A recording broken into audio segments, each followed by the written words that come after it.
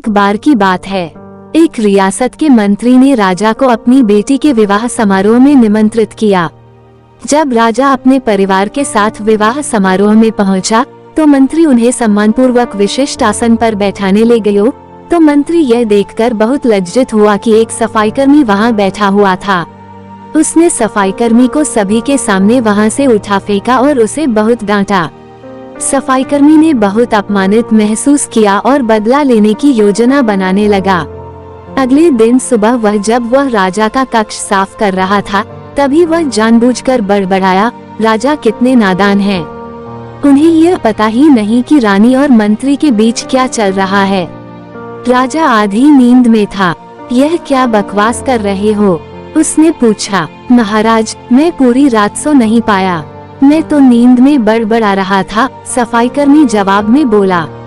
हालांकि उसकी बात सुनकर राजा के मन में संदेह के बीज पड़ गए थे। राजा अब मंत्री से चिढ़ने लगा और समय समय पर अपमानित करने लगा।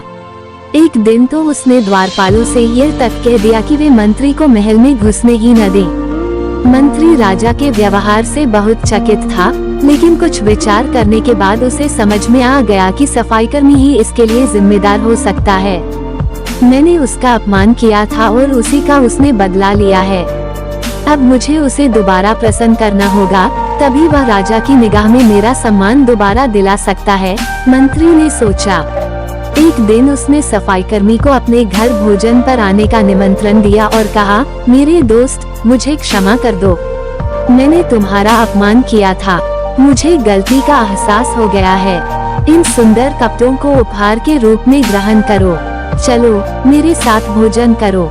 सफाईकर्मी प्रसन्न हो गया। वह सोचने लगा, मंत्री तो अच्छा आदमी है, मैंने ही उस दिन गलती कर दी थी। अब सफाईकर्मी प्रसन्न था और प्रयास करने लगा कि मंत्री के बारे में राजा की धारणा बदल जाए। एक बार जब वह राजा के कक्ष में गया तो राजा सो रहा था। वह बड़बड़ाने लगा, अरे, राजा का तो दासी के साथ प्रेम संबंध है, बड़ी लज्जा की बात है। राजा ने उसका बड़बड़ाना सुना तो उठकर बैठ गया। राजा ने सफाईकर्मी को बहुत डांटा। सफाईकर्मी बोला, क्षमा कर दे महाराज, मैं पूरी रात सो नहीं पाया, इसलिए दिन में ही नींद में बड़बड़ा रहा था। उद्धरण चिन्ह। राजा को अपनी गलती समझ में आ गई।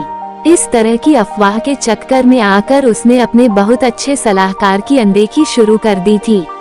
राजा ने मंत्री को बुलाया और दोनों फिर से मित्र बन गए।